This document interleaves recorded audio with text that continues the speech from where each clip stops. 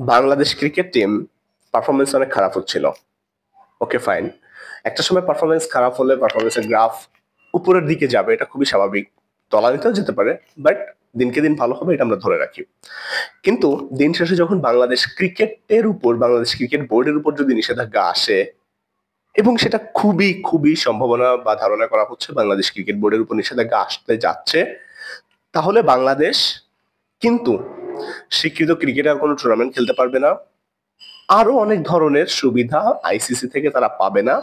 So কেন আসলে বাংলাদেশ ক্রিকেটের উপর নিষেধাজ্ঞার কথা আসছে এবং বাংলাদেশ কি ধরনের প্রবলেম ফেস করবে, এই ব্যাপারগুলো ডিসকাশন করবো আজকের ভিডিওতে। সো চলুন দেরি না করে শুরু করা যাক।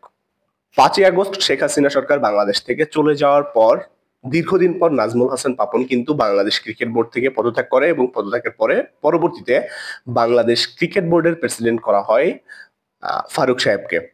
এখন এই ফারুক সাহেব পারুক আর না পারুক, যা পারে তাই করুক, এমন একটা সিচুয়েশনের মধ্য দিয়ে কিন্তু আমাদের বাংলাদেশ ক্রিকেট বোর্ড যাচ্ছিল, যেখানে আমাদের পারফরমেন্সের গ্রাফ অনেক খারাপ হচ্ছিল, অনেক নিচের দিকে যাচ্ছিল। তারপরেও কিন্তু আমরা রাত জেগে হলেও বাংলাদেশ ক্রিকেটের খেলা দেখেছি এবং দেখব, যারা আমরা বাংলাদেশ ক্রিকেটকে ভালোবাসি।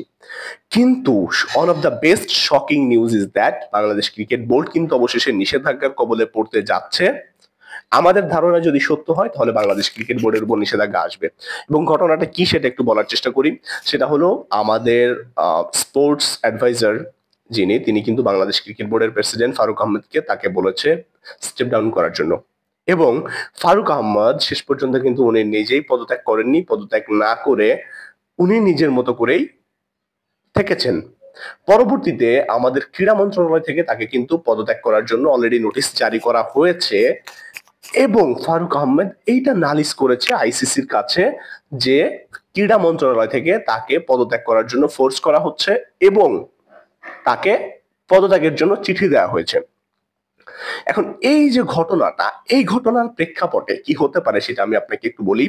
আইসিসির একটা রুলস আছে, সেটা হলো প্রত্যেকটা ক্রিকেট বোর্ড হবে অটোনোমাস, তার মানে স্বায়ত্তশাসিত, সেখানে সরকারের কোনো হস্তক্ষেপ থাকতে পারবে না।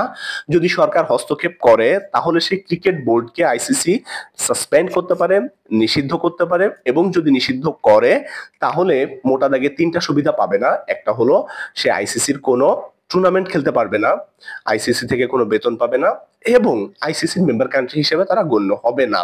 এখন কথা হচ্ছে, নিয়ার ফিউচারে কি এই ধরনের কোনো ঘটনা কোনো দেশ ফেস করেছিল কিনা? অবশ্যই করেছে। সেটা 2019 সালে জিম্বাবুয়ে এবং 2023 সালে যখন গোতাবায়া রাজাপাক্সে সরকার শ্রীলঙ্কা থেকে পলায়ন করেছে, তারপরে কিন্তু শ্রীলঙ্কা ক্রিকেট বোর্ড এই ধরনের প্রবলেমটা ফেস করেছিল এবং ক্রিকেট বোর্ড কিন্তু নিষিদ্ধ হয়েছিল। এবং চিন্তা করুন, অলরেডি কিন্তু আমি যতদূর জানি, আজকে আমি যখন আপনাদেরকে এই নিউজটা দিচ্ছি বা এই ভিডিওটা করছি এই 12টার দিকে মোটামুটি, তখন কিন্তু ফারুক আহমদ আইসিসির প্রেসিডেন্ট এবং আইসিসির আরো 5জন পরিচালকের কাছে তিনি চিঠি দিয়েছেন যে তাকে ক্রীড়া মন্ত্রণালয় থেকে ফোর্স করা হচ্ছে পদত্যাগ করার জন্য, যেটা তিনি করতে চাচ্ছেন না। তার মানে আপনি মোটা দাগে ধরে রাখুন, বাংলাদেশ ক্রিকেট এই 2-1 দিনের মধ্যে মোটামুটি নিষিদ্ধ হচ্ছে এবং হবেই, কারণ এটা তো রুলস। আর বাংলাদেশের সাথে আমাদের পার্শ্ববর্তী দেশের যে সম্পর্ক, সেখানে তাদেরই প্রেসিডেন্ট আবার আইসিসি প্রেসিডেন্ট, সো তারা বাংলাদেশ ক্রিকেট বোর্ডের উপর নিষেধাজ্ঞা নিয়ে আসবে বা নিষিদ্ধ দিবে রুলস অনুযায়ী, এটা আপনি মোটা দাগে ধরে রাখেন। তাহলে ঘটনাটা কি হলো? ঘটনাটা হলো যে আমরা যারা আসলে ক্রিকেট পাগল ভক্ত বা ক্রিকেট ফ্যান, যারা আসলে খেয়ে না খেয়ে আসলে কাজের মধ্যেও ক্রিকেটটা দেখি, তাদের কিন্তু অবশেষে স্বপ্নটা ভেঙে যাচ্ছে এবং ক্রিকেটটা কিন্তু শেষ পর্যন্ত নিষিদ্ধ হওয়ার পথে এবং নিষিদ্ধ হচ্ছে ওয়ান কাইন্ড অফ, ধরে রাখা যায়।